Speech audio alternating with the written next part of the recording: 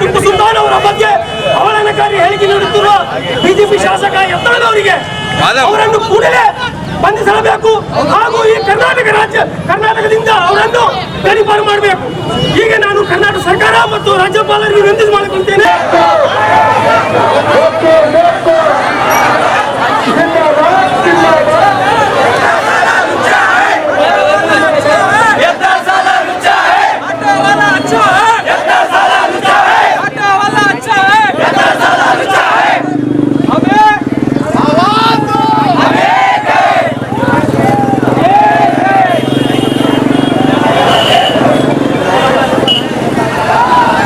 ಹಿಂದೂ ಹುಲಿ ಎಂದು ಪ್ರಸಿದ್ಧಿ ಪಡೆದಿರುವಂತಹ ಬಸನಗೌಡ ಪಾಟೀಲ್ ಯತ್ನಾಳ್ ಕೋಮು ಭಾಷಣ ವಿರುದ್ಧ ಸಿಡಿದೆದ್ದ ಮುಸ್ಲಿಂ ಸಮುದಾಯ ಶಾಸಕ ಸ್ಥಾನ ಅನರ್ಹಗೊಳಿಸಲು ರಾಜ್ಯಪಾಲರಲ್ಲಿ ಮನವಿ.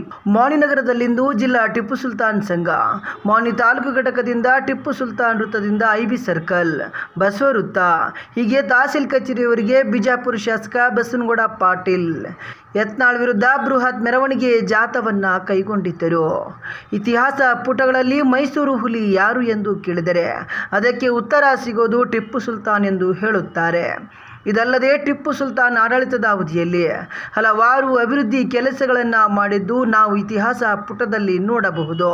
ಆದರೆ ಈ ಅವಿವೇಕಿ ಬಸನಗೌಡ ಪಾಟೀಲ್ ಯತ್ನಾಳ್ ಮುಧೋಳ್ ನಗರದ ಸಾರ್ವಜನಿಕ ಕಾರ್ಯಕ್ರಮದಲ್ಲೊಂದು ಟಿಪ್ಪು ಸುಲ್ತಾನ್ ಅವರ ಬಗ್ಗೆ ಅವಹೇಳನಕಾರಿಯಾಗಿ ಮಾತನಾಡಿದ ಬಸನಗೌಡ ಪಾಟೀಲ್ ಯತ್ನಾಳ್ ಅವರ ಮೇಲೆ ಕಾನೂನು ಕ್ರಮ ಜರುಗಿಸಿ ಶಾಸಕ ಸ್ಥಾನದಿಂದ ವಜಾಗೊಳಿಸಿ ರಾಜ್ಯದಿಂದ ಗಡೀಪಾರು ಮಾಡಲು ರಾಜ್ಯಪಾಲರಿಗೆ ತಹಸೀಲ್ದಾರರ ಮೂಲಕ ಮನವಿಯನ್ನ ಸಲ್ಲಿಸಿದರು. ಮಾತನಾಡಿ ಅವೇಕಿ ಬಸನಗೌಡ ಪಾಟೀಲ್ ಯತ್ನಾಳ್ ಅವರಿಗೆ ಕಾನೂನಿನ ಕ್ರಮ ಮತ್ತು ಶಾಸಕ ಸ್ಥಾನದಿಂದ ವಜಾಗೊಳಿಸಿ ಹಾಗೂ ಈ ರಾಜ್ಯದಿಂದ ಗಡೀಪಾರು ಮಾಡಬೇಕೆಂದು ಹಿಂದೂ ಮುಸ್ಲಿಂ ಶಾಂತಿ ಎಂದಿರುವ ನಮ್ಮ ಕರ್ನಾಟಕ ರಾಜ್ಯದಲ್ಲಿ ಸದಾ ಮುಸ್ಲಿಂ ಸಮುದಾಯವನ್ನೇ ಗುರಿಯಾಗಿಟ್ಟುಕೊಂಡು ಕೋಮು ಭಾವನೆಗಳಿಗೆ ಧಕ್ಕೆ ತರುವ ರೀತಿ ಕೋಮು ಭಾಷಣ ಮಾಡುವ ಶಾಸಕ ಯತ್ನಾಳ್, ನಿನಗೆ ಮೈಸೂರು ಹುಲಿ ಹಜರ ಟಿಪ್ಪು ಸುಲ್ತಾನ್ ಇತಿಹಾಸ ತಿಳಿದಿಲ್ವಾ? ಒಮ್ಮೆ ಮೈಸೂರಿಗೆ ಭೇಟಿ ಕೊಟ್ಟು ಇತಿಹಾಸ ಮತ್ತು ಟಿಪ್ಪು ಸುಲ್ತಾನ್ ಸಾಧನೆಯನ್ನ ತಿಳಿದುಕೋ. ಮೊದಲು ಕ್ಷೇತ್ರದ ಜನರ ಕಾಳಜಿ ಮಾಡು. ಪದೇ ಪದೇ ಬಿಜೆಪಿ ನಾಯಕರನ್ನ ಅವಹೇಳನ ಮಾಡಿ ಸುದ್ದಿಯಲ್ಲಿರುವ ನೀನು ಬೆಂಗಳೂರಿನ ನಿಮ್ಹಾನ್ಸ್ ಆಸ್ಪತ್ರೆಗೆ ಚಿಕಿತ್ಸೆಗೆ ದಾಖಲಾಗುವ. ಖರ್ಚಿಗೆ ಹಣ ನಾವು ಕೊಡುತ್ತೇವೆ. ಸದಾ ಅಲ್ಪಸಂಖ್ಯಾತರನ್ನೇ ಟಾರ್ಗೆಟ್ ಮಾಡಿ ಕೋಮು ಭಾಷಣ ಮಾಡಿ 6 ಬಾರಿ ಶಾಸಕರಾಗಿ ಸಚಿವನಾಗಿ ಆಯ್ಕೆಯಾಗುವ ಯತ್ನಾಳ್ ಮುಸ್ಲಿಂ ಸಮುದಾಯವನ್ನೇ ನಿಂದಿಸಲು ನಾಚಿಕೆಯಾಗಲ್ವಾ ಎಂದು ಏಕವಚನದಲ್ಲಿ ಶಾಸಕ ಬಸನಗೌಡ ಪಾಟೀಲ್ ಯತ್ನಾಳ್ ವಿರುದ್ಧ ಟಿಪ್ಪು ಸುಲ್ತಾನ್ ಅನುಯಾಯಿಗಳು ಆಕ್ರೋಶ ವ್ಯಕ್ತಪಡಿಸಿದರು. ಮಾನ್ಯ ಶಾಸಕರು ಅವರಿಗೆ ಸ್ವಲ್ಪ ಇತಿಹಾಸ ಗೊತ್ತಿಲ್ಲ ಅಂತ ಕಾಣ್ತದೆ. ಅವರು ಬಲಪಂಥ ಮತ್ತು ಎಡಪಂಥ ಒಂದು ಇತಿಹಾಸವನ್ನು ಬಿಟ್ಟು ಇತಿಹಾಸ ಆಗಿ ಹೋಗಿದ್ರೆ ಅವರಿಗೆ ಇತಿಹಾಸ ಗೊತ್ತಿರ್ತಿತ್ತೇನು. ಅದಕ್ಕಾಗಿ ಈ ಒಂದು ಪ್ರತಿಭಟನಾ ರ್ಯಾಲಿಯ ಮೂಲಕ ಅವರಿಗೆ ಇತಿಹಾಸದ ಸ್ವಲ್ಪ ಮೇಲ್ನೋಟವನ್ನು ಕೊಡೋಣ. ಟಿಪ್ಪು ಸುಲ್ತಾನ್ ಅವರು 3 ಯುದ್ಧಗಳನ್ನು ಮಾಡ್ತಾರೆ. 3 ಯುದ್ಧಗಳಲ್ಲಿ ಪ್ರಮುಖವಾದದ್ದು ಇವತ್ತಿಗೂ ಕೂಡ ಶತ್ರುಗಳ ಎದೆಗಳನ್ನು ಗಡಗಡನೆ ನಡೆಸಿದಂತ ಯುದ್ಧಗಳು 3ನೇ ಆಂಗ್ಲ ಮೈಸೂರು ಯುದ್ಧ ಮತ್ತು 4ನೇ ಆಂಗ್ಲ ಮೈಸೂರು ಯುದ್ಧ. 3ನೇ ಆಂಗ್ಲ ಮೈಸೂರು ಯುದ್ಧವನ್ನು ಮಾಡುವಾಗ 1792ರಲ್ಲಿ 3 ಹಂತಗಳಲ್ಲಿ ನಡೆಯುತ್ತದೆ. ಆ ಯುದ್ಧಗಳಲ್ಲಿ ಪ್ರಥಮ ಹಂತದ ಯುದ್ಧದಲ್ಲಿ ಮದ್ರಾಸಿನ ಗವರ್ನರ್ ಆಗಿರುವಂತಹ ಜನರಲ್ ಮೆಡಾಕ್ ಅವರು ತಮ್ಮ ಸೈನ್ಯವನ್ನು ತೆಗೆದುಕೊಂಡು ಟಿಪ್ಪು ಸುಲ್ತಾನ್ ಅವರ ಮೇಲೆ ಯುದ್ಧವನ್ನು ಮಾಡ್ತಾರೆ. ಆ ಒಂದು ಯುದ್ಧದಲ್ಲಿ ಸೋತಂತಹ ಜನರಲ್ ಮೆಕಾರ್ಡ್ ಅವರು ಕಲ್ಕತ್ತಾದಲ್ಲಿರುವಂತಹ governor general of India lord Cornwallis ಹೇಳ್ತಾರೆ, sir, we cannot conquer the Tipu Sultan, we cannot conquer the Mysore. If we cannot conquer the Tipu and Mysore, we cannot conquer the India ಅಂತ ಹೇಳ್ತಾರೆ. ಇದನ್ನ ಬಿಪಿನ್ ಚಂದ್ರಪಾಲ್ ಅವರು ತಮ್ಮ ಇತಿಹಾಸ ಪುಸ್ತಕದಲ್ಲಿ ಬರೀತಾರೆ. The biggest enemy, the toughest enemy of the Britishers in India is Tipu Sultan ಅಂತ ಹೇಳಿ. ಅದಕ್ಕೋಸ್ಕರ ಈ ಒಂದು ಇತಿಹಾಸದಲ್ಲಿ ಈ ಪ್ರಮುಖವಾದಂತಹ ಯುದ್ಧ ಆಗಿದೆ. ಅದೇ ರೀತಿಯಾಗಿ ಲಾರ್ಡ್ ಕಾರ್ನ್ವಾಲಿಸ್ ಅವರು ತಮ್ಮ ಸೈನ್ಯವನ್ನು ತೆಗೆದುಕೊಂಡು ಕೋಲ್ಕತ್ತಾದಿಂದ ಕರ್ನಾಟಕಕ್ಕೆ ಬರುತ್ತಾನೆ. ಕರ್ನಾಟಕದ ಗಡಿಯಲ್ಲಿ ನಿಂತಾಗ ಟಿಪ್ಪು ಸುಲ್ತಾನ್ ಸೈನ್ಯವನ್ನು ನೋಡಿ ಹೇಳ್ತಾನೆ, ಬ್ರಿಟಿಷರ ಸೈನ್ಯವನ್ನು ಹೋಗುವಂತ ಸೈನ್ಯ ಯಾವುದಾದ್ರು ಇದ್ರೆ ಅದು ಟಿಪ್ಪು ಸುಲ್ತಾನನ ಸೈನ್ಯ ಅಂತ ಹೇಳಿದ್ರೆ. ಅದೇ ರೀತಿಯಾಗಿ 2ನೇ ಹಂತದ ಯುದ್ಧದಲ್ಲಿ ಲಾರ್ಡ್ ಕಾರ್ನ್ವಾಲಿಸ್ ಕೂಡ ಟಿಪ್ಪು ಸುಲ್ತಾನ್ ಅವರು ಸೋಲ್ತಾರೆ. 3ನೇ ಹಂತದಲ್ಲಿ ಲಾರ್ಡ್ ಕಾರ್ನ್ವಾಲಿಸ್ಗೆ ಯಾವುದೇ ಒಂದು ಬುದ್ಧಿಮತ್ತೆ ಇರುವುದಿಲ್ಲ. ಅದಕ್ಕೋಸ್ಕರ ಅವನು ಕುತಂತ್ರ ಕೆಲಸಗಳನ್ನು ಮಾಡ್ತಾನೆ. ಏಷ್ಯಾ ರಾಜರುಗಳನ್ನ ತಮ್ಮಲ್ಲಿ ಸೇರಿಸಿಕೊಂಡು ಟಿಪ್ಪು ಸುಲ್ತಾನ್ ಅನ್ನು ಸೋಲಿಸುವಂತ ಒಂದು ಕೆಲಸ ಮಾಡುತ್ತಾನೆ. ಯುದ್ಧದಲ್ಲಿ ಸೋತಂತಹ ಟಿಪ್ಪು ಸುಲ್ತಾನ್ ಅವರಿಗೆ ಬ್ರಿಟಿಷರು ಒಂದು ಆಫರ್ ಅನ್ನು ಕೊಡ್ತಾರೆ. ನೀವು ನಿಮ್ಮ ಸಂಸ್ಥಾನವನ್ನು ನಮಗೆ ಬ್ರಿಟಿಷರಿಗೆ ಒಪ್ಪಿಸಿ ಅಥವಾ ಸಹಾಯಕ ಸೈನ್ಯ ಪದ್ಧತಿಯನ್ನು ಒಪ್ಪಿ ಅಂತ ಹೇಳ್ತಾರೆ. ಬ್ರಿಟಿಷ್ ಅವಾಗ ಟಿಪ್ಪು ಸುಲ್ತಾನ್ ಅವರು ಹೇಳ್ತಾರೆ, the most iconic dialogue of the Tipu Sultan, 100 ವರ್ಷ ಇಡಿಯಾಗಿ ಬದುಕುವುದಕ್ಕಿಂತ ಒಂದು ದಿನ ಹುಲಿಯಾಗಿ ಬದುಕುವುದು. ಟಿಪ್ಪು ಸುಲ್ತಾನ್ ಅವರು ತಮ್ಮ ಸಂಸ್ಥಾನವನ್ನು ಕೊಡುವುದಿಲ್ಲ, ಬೇಕಾದ್ರೆ ಇನ್ನೊಂದು ಬೇರೆ ಬೇರೆ ವಸ್ತುವನ್ನು ಕೇಳಿ ಅಂತ ಹೇಳಿದಾಗ ಟಿಪ್ಪು ಸುಲ್ತಾನ್ ಅವರಿಗೆ ಅವಾಗ ಬ್ರಿಟಿಷರು ಹೇಳ್ತಾರೆ 3 ಕೋಟಿ ಯುದ್ಧದ ಒಂದು ಕಂಪನ್ಸೇಷನ್ ಕೊಡ್ರಿ ಅಂತ ಹೇಳಿದಾಗ 3 ಕೋಟಿ ತೆಗೆದುಕೊಳ್ಳುವುದಿಲ್ಲ. ಅದಕ್ಕೆ ಶ್ಯೂರಿಟಿಗೋಸ್ಕರ ತಮ್ಮ 2 ಮಕ್ಕಳನ್ನ, ಭಾರತದ ಇತಿಹಾಸದಲ್ಲಿ ಸ್ವಾತಂತ್ರ್ಯಕ್ಕಾಗಿ 2 ಮಕ್ಕಳನ್ನ ಒತ್ತಿ ಇಟ್ಟಿದ್ದ ಏಕೈಕ ರಾಜ ಟಿಪ್ಪು ಸುಲ್ತಾನ್ ಅಂತ ಹೇಳಿ ಇತಿಹಾಸದಲ್ಲಿ ಬರೆಯಲಾಗಿದೆ. ಅದೇ ರೀತಿಯಾಗಿ ಇದಾದ ನಂತರ ನಮ್ಮ ಜ್ಞಾನಪೀಠ ಪ್ರಶಸ್ತಿ ಪಡೆದಂತಹ ಗಿರೀಶ್ ಕಾರ್ನಾಡ್ ಅವರು ಹೇಳ್ತಾರೆ, ಟಿಪ್ಪು ಸುಲ್ತಾನ್ ಕೇವಲ ಒಬ್ಬ ರಾಜರಲ್ಲ, ಟಿಪ್ಪು ಸುಲ್ತಾನ್ ಒಬ್ಬ ಮಹತ್ವಾಕಾಂಕ್ಷೆಯ ವ್ಯಕ್ತಿ. ಅವರು ತಮ್ಮ ವ್ಯಾಪಾರ ಸಂಬಂಧವನ್ನು ಫ್ರಾನ್ಸ್ ನಲ್ಲಿ ಹಿಡಿದು, ಇರಾನ್ನಿಂದ ಹಿಡಿದು, ಅಟೋಮನ್ ಟರ್ಕ್ನಿಂದ ಹಿಡಿದು, ಚೈನಾದಿಂದ ಹಿಡಿದು, ಮ್ಯಾನ್ಮಾರ್ ಇಂದ ಹಿಡಿದು ಸೌತ್ ಏಷ್ಯಾ ಕಂಟ್ರಿಗಳಿಗೆ ತಮ್ಮ ವ್ಯಾಪಾರ ಸಂಬಂಧ ರೂಪಿಸಿದಂತಹ ಏಕೈಕ ರಾಜ ಟಿಪ್ಪು ಸುಲ್ತಾನ್ ಅಂತ ಹೇಳ್ತಾರೆ. ಅದಕ್ಕಾಗಿ ಮಾನ್ಯ ಶಾಸಕರಿಗೆ ನಮ್ಮ ಈ ಒಂದು ಪ್ರತಿಭಟನಾ ರ್ಯಾಲಿಯ ಮೂಲಕ ಇಷ್ಟೇ, ತಾವು ಇತಿಹಾಸವನ್ನ ಎಡಪಂಥ ಅಥವಾ ಬಲಪಂಥವಾಗಿ ಓದುವುದು ಅವಶ್ಯಕತೆ ಇಲ್ಲ.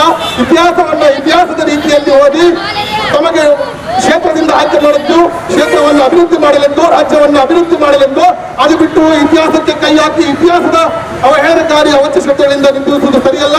ಅದೇ ರೀತಿಯಾಗಿ ಒಂದು ಪ್ರತಿಭಟನಾ ರ್ಯಾಲಿಯ ಮೂಲಕ ಈ ವೇಳೆ ಸಮುದಾಯದ ಹಿರಿಯ ಮುಖಂಡರು, ಯುವಕರು ಮುಸ್ಲಿಂ ನಾಯಕರನ್ನ ಅವಹೇಳನಕಾರಿ ಭಾಷಣಗಳಿಂದ ನಿಂದಿಸಿದ ಯತ್ನಾಳ್ ವಿರುದ್ಧ ಮಾತನಾಡಿದರು. हजरत शहीद टीपू सुल्तान रहमतुल्लाह अलैह के बारे में जो आवाज उठाया ना, मैं समझता हूँ उस बदबख्त को हजरत टीपू सुल्तान जो नाम शुरू होता है टी से भी वाकिफ नहीं है वो, अगर सुल्तान से वाकिफ होना तो बहुत दूर की बात है। टीपू सुल्तान जैसी शख्सियत हिंदुस्तान में सबसे बड़ा अगर एहसान है, बादशाहों में बड़े को बहुत से बादशाह गुजरे हैं जिनमें टीपू सुल्तान रहमतुल्लाह अलैह का भी एहसान है। खास करके मेरा कर्नाटक का बहुत ज्यादा एहसान है। हिंदुस्तान से अंग्रेज को भगाने वाला अगर कोई शख्स है वो शहीद टीपू सुल्तान रहमतुल्लाह अलैह। मोहतरम साहब हम एक काम करने आने वाला बदबख्त ने आपके बारे में, आपकी शान में गुस्ताखी किया है। छोड़िए उसकी गुस्ताखी, क्या गुस्ताखी होगी। सूरज पे थूकने वाला खुद अपने मुंह पे थूक गिरता है, सूरज पे तो थूक नहीं सकता हो। टीपू सुल्तान रहमतुल्लाह अलैह यत्नार के नजदीक वो सूरज के मानिंद है, सूरज के मानिंद टीपू सुल्तान है। वो जो थूक के मानिंद है वो यत्नार है, वो यत्नार थूक के मानिंद है, वो मुकाम रखने वाले हजरत टीपू सुल्तान रहमतुल्लाह अलैह। तो आज मैं तमाम आपके शहर मानवी के तमाम नौजवानों से गुजारिश करता हूँ, जो टीपू सुल्तान के कम्युनिटी के जो लोग आपको जैसा जैसा करने के लिए कहा है आप लोग ऐसा करते हैं, तहसीलदार पहुंचे हैं। इस मौके पर मैं शहर मानवी के मुसलमानों की जानिब से और खासकर को टीपू सुल्तान कमेटी की जानिब से आप तमाम हज़रात का शुक्र गुजाराते हैं। अल्लाह ताला से दुआ करता हूँ, अल्लाह ताला शहर मानवी के अंदर अमन और अमान रखे और इस हिंदुस्तान के अंदर अमन और अमान के साथ हिंदू, मुस्लिम, सिख, ईसाई सब आपस में जैसा भाई भाई बनकर हम जिंदगी गुजर बसर कर रहे हैं। अनासिर पसंद लोग हिंदुओं में कुछ लोग लाखों में 1-2 ऐसे रफ्तार के जैसे होते हैं जो कौम को लड़ाने काम करते हैं। बाकी के सब हिंदू मुस्लिम हमारे पास एक दूसरे के साथ भाईचारे के साथ जिंदगी गुजर बसर करते हैं। जैसे कि हाल ही में गणेश की ईद भी हुई, मिलादुन्नबी का जुलूस भी हुआ, उनके ईद में हमारे मुसलमान भाइयों ने उनको खाने का इंतजाम, शरबत का इंतजाम किया गया। तो हिंदू भाइयों ने हमारे रैलियों को जब मिलादुन्नबी की रैली निकली थी वो लोगों ने हमारे तमाम मुसलमान भाइयों के लिए शरबत का एहतमाम किया गया। कहने का मकसद यहाँ हमारे शहरों में सब हिंदू मुस्लिम भाई के साथ रहे हैं। यत्नार की बात ना सुने, हम सिर्फ और सिर्फ यत्नार के खिलाफ ये आवाज उठा रहे हैं, ना कि किसी हिंदू भाइयों के खिलाफ। सिर्फ यत्नार के बात का बका है ना। ನಮ್ಮ ತಮ್ಮೆಲ್ಲರ ಏನು ಭಾರತ ದೇಶದ ಕರ್ನಾಟಕಕ್ಕಾಗಿ ಅನೇಕ ಯೋಜನೆಗಳನ್ನು ಸ್ಥಾಪಿಸಿ, ಅನೇಕ ಯೋಜನೆ, ಮೊದಲನೇದಾಗಿ ನೀರಾವರಿ ಅಂತ ಯೋಜನೆ, ಆಮೇಲೆ ದೇಶಕ್ಕಾಗಿ ತಮ್ಮ ಮಕ್ಕಳನ್ನು ಬಲಿ ಕೊಟ್ಟು ಒಂದು ಟೈಮ್ ಊಟ ಮಾಡಿ ಇನ್ನೊಂದು ಟೈಮ್ ಊಟ ಮಾಡಲಾರ್ದಂಗೆ ರಾಜ್ಯವನ್ನು ಕಾಪಾಡುತ್ತಾ ಆಗಿನ ಕಾಲದಲ್ಲಿ ತಮ್ಮ ರಾಜ್ಯಕ್ಕೆ ತೊಂದರೆ ಆದಾಗ ಹೆಣ್ಣು ಮಕ್ಕಳನ್ನು ಟಿಪ್ಪು ಸುಲ್ತಾನ್ ರವರಿಗೆ ರಕ್ಷಣೆ ಕೋರಿ ಬಂದ ಜನಕ್ಕೆ ರಕ್ಷಣೆ ಕೊಟ್ಟಂತ ಟಿಪ್ಪು ಸುಲ್ತಾನ್ ರವರು ಇವತ್ತು ನಾವು ಈ ವೇದಿಕೆ ಮುಖಾಂತರ ಬಸವರಾಜ್ ಪಾಟೀಲ್ ಯತ್ನಾಳ್ ಅವರಿಗೆ ಬಹಳ ಹಿರಿಯರು 6 ಬಾರಿ ಶಾಸಕರಾದಂಥವ್ರು, ಸಚಿವರಾದಂಥವ್ರು, ಕರ್ನಾಟಕ ರಾಜ್ಯದ ಎಲ್ಲಾ ಜನಾಂಗಕ್ಕೆ ಅವರು ಬೇಕಾಗುವ ಕೆಲಸಗಳನ್ನು ಮಾಡಬೇಕು. ಅದು ಬಿಟ್ಟು ಅವರಿಗೆ ಬುದ್ಧಿಭ್ರಮೆ ಆಗಿದೆ. ಅವರು ಬೆಂಗಳೂರಲ್ಲಿ ಇರುವಂತ ಆ ಡೈರಿ ಸರ್ಕಲ್ ರಸ್ತೆಯಲ್ಲಿ ನಿಮಾನ್ಸ್ ಅಂತ ಒಂದು ಆಸ್ಪತ್ರೆ ಇದೆ, ಅಲ್ಲಿ ಸೇರಿಸಿ ಅವ್ರಿಗೆ ತೋರಿಸಿದ್ರೆ ಬಹುಶಃ ಅವರ ಬುದ್ಧಿ ಸರಿಯಾಗುತ್ತೇನೋ. ಯಾವಾಗ ನೋಡಿದ್ರು ಅಲ್ಪಸಂಖ್ಯಾತರ ಬಗ್ಗೆ, ಮುಸಲ್ಮಾನರ ಬಗ್ಗೆ. ಸ್ವಾಮಿ ಬಸವರಾಜ್ ಪಾಟೀಲ್ ಯತ್ನಾಳ್ ಅವರೇ, ತಮ್ಮ ಕ್ಷೇತ್ರದ ಬಗ್ಗೆ ಏನು ಅಭಿವೃದ್ಧಿ ಮಾಡಿದ್ದೀರಾ? ಇವತ್ತು ರೈತರ ಜೀವನಗಳು ಬಿಜಾಪುರ್ ಆಮೇಲೆ ಅಲ್ಲಿರುವಂತ ಅಕ್ಕಪಕ್ಕ ಹಳ್ಳಿಗಳಲ್ಲಿ ಹೋಗಿ ನೋಡಿ ಏನಾಗ್ತಾ ಇದೆ ಅಂತ. ಅದ್ರ ಬಗ್ಗೆ ನಿಮಗೆ ಕಾಳಜಿ ಇಲ್ಲ. ನಿಮಗೆ ಯಾವುದೇ ಸ್ಥಾನಮಾನ ಸಿಕ್ಕಿಲ್ಲ ಅಂತಂದ್ರೆ ನೀವು ಯಡಿಯೂರಪ್ಪ ಬೈತೀರಾ. ಯಾವುದೇ ಒಂದು ಪಕ್ಷ ಅವರಿಗೆ ಎಲ್ಲಾ ಸ್ಥಾನಮಾನ ಕೊಟ್ರು ವಿಜೇಂದ್ರ ಅವರಿಗೆ ರಾಜ್ಯಾಧ್ಯಕ್ಷ ಮಾಡಿದ್ರೆ ಅವರಿಗೂ ಬೈತೀರಾ. ನೀವು ಯಾರಿಗೆ ಬೈತೀರಾ? ನಿಮಗೆ ಯಾಕೆ ಹಿಂಗಾಗಿದೆ ಸ್ವಲ್ಪ ದಯವಿಟ್ಟು ಆಲೋಚನೆ ಮಾಡಿ ನೋಡಿ. ಎಷ್ಟು ವಯಸ್ಸಾಗಿದೆ ನಿಮ್ಗೆ? ನಮ್ಮಂತ ಯುವಕರು ನಿಮಗೆ ಬುದ್ಧಿ ಮಾತು ಹೇಳುವಂತ ಪರಿಸ್ಥಿತಿ ಇವತ್ತು ಬಂದಿದೆ. ಯಾಕೆ? ಟಿಪ್ಪು ಸುಲ್ತಾನ್ ಅವರು ನಿಮಗೆ ಏನ್ ಮಾಡಿದಾರೆ ಅಂತ ಗೊತ್ತಿಲ್ವಾ? ನೀವು ಮೈಸೂರಿಗೆ ಹೋಗಿ ಬನ್ನಿ ಅಂತ ಬೇಕಿದ್ರೆ ನಾವು ಖರ್ಚಿಗೆ ರೊಕ್ಕ ಕೊಡ್ತೀವಿ ನಿಮಗೆ, ನೀವು ಮೈಸೂರಿಗೆ ಹೋಗಿ ಬನ್ನಿ. ಅವರು ಮಾಡಿರುವಂತ ತ್ಯಾಗಗಳು, ಅವರು ಮಾಡಿರುವಂತ ಬಲಿದಾನಗಳು ನಿಮಗೆ ನಾಚಿಕೆ ಆಗ್ಬೇಕಂತ ಅವರಿಗೆ. ನಿಮಗೆ ಮಾನ ಮರ್ಯಾದೆ ಇಲ್ಲ ಅಂತ ನಾನು ಈ ವೇದಿಕೆ ಮುಖಾಂತರ ಹೇಳಕ್ ಇಷ್ಟಪಡ್ತೀನಿ. ಸ್ವಾಮಿ, ನಮ್ಮ ಧರ್ಮ ನಮಗೆ ಕಲಿಸುತ್ತೆ, ನಮ್ಮ ಧರ್ಮದಲ್ಲಿ ನಾವು ಬದ್ಧವಾಗಿರಬೇಕು, ಅನ್ಯ ಧರ್ಮಕ್ಕೆ ನಾವು ಪ್ರೀತಿಸಬೇಕು. ಅವಾಗಲೇ ನೀವು ಮನುಷ್ಯರಾಗಿ ರೂಪಿಸ್ಕೊಳ್ತೀರಿ. ಇಲ್ಲ ಅಂದ್ರೆ ನೀನು ರಾಕ್ಷಸ, ಒಬ್ಬ ನಾರಾಯಣರಾಗಿ ನೀವು ಇರ್ತೀಯ ಅಂತೇಳಿ ಈ ವೇದಿಕೆ ಮುಖಾಂತರ ನಿಮಗೆ ಕಿವಿ ಮಾತು ಹೇಳ್ತೀನಿ ನಾನು.